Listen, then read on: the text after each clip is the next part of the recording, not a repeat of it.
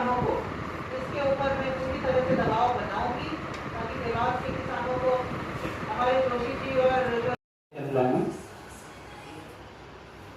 एक रहवासी क्षेत्र डेवलप होगा जो हमारी प्लानिंग में है, जहां 25 से 30 हजार मतलब 5 से 6 हजार परिवारों के लिए एक आवासीय क्षेत्र डेवलप होगा और 400 से 500 लघु मध्यम बड़े उद्योग स्थापित होना अनुमानित है।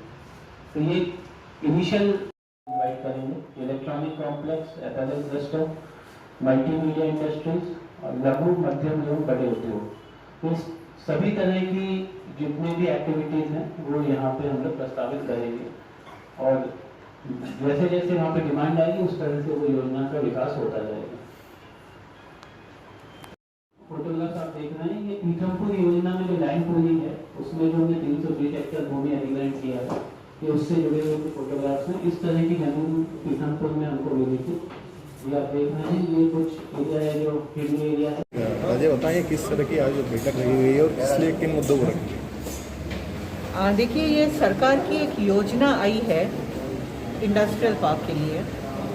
उसमें किसानों में बहुत सारी ऐसी बातें चल रही थी जो क्लियर करना बहुत ज़रूरी थी। तो बड़ी वर्कशॉप्स ना रखते हुए हमने सोचा है कि हम छोटी छोटी 10-10, 20-20 किसानों को बुला के उनकी समस्याएं सुनकर और उनको उस योजना के बारे में बताएंगे, क्योंकि ये योजना एक ऑप्शनल योजना है, सरकार ने रखी है।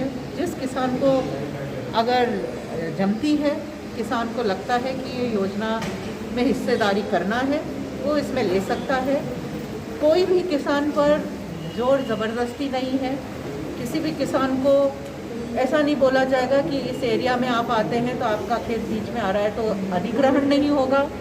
खास करके मुआवजा अधिग्रहण ये शब्द इस योजना में नहीं है। अगर हिस्सेदारी में किसान को काम करना है सरकार के साथ डेवलपमेंट में, जैसे प्रीतमपुर में हुआ है, वैसे किसान स्वेच्छा से इस योजना में हिस्सेदारी दे सकते हैं। ये समझाने के लिए हम छोटी छोटी वर्कशॉप्स रख रहे हैं।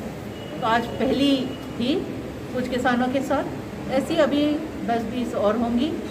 इसके अलावा हर उस गांव में जहां ये योजना होगी अवेलेबल, उन गांवों में भी चौपाल लगाई जाएंगी। AKVN के सरकारी अधिकारी जाएंगे और इस योजना के बारे में किसानों को बताएंगे।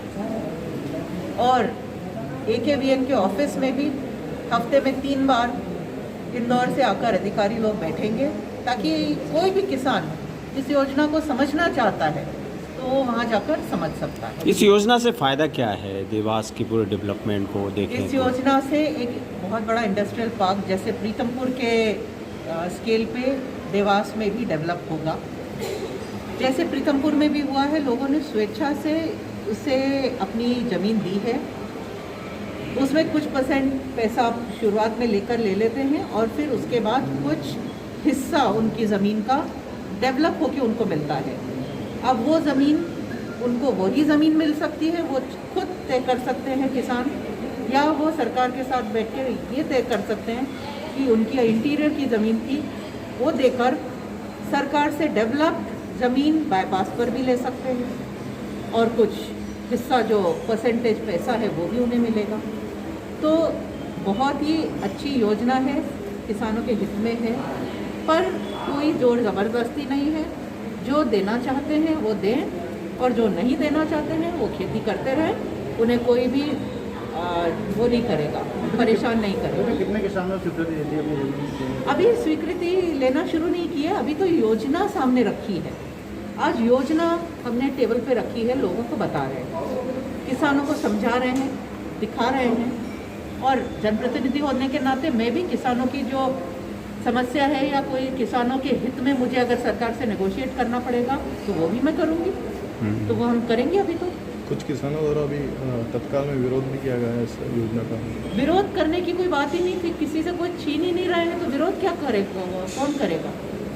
ये तो एक ऐसी योजना है कि मैंने लाके आपको दिखाई है कि ये ऐसा है, अगर आप इंटरेस्टेड है तो लीजिए, जिसे नहीं इंटरेस्ट है वो अपनी खेती करे। तो विरोध का तो कोई सवाल ही नहीं आता है। नहीं, किसानों का तो कोई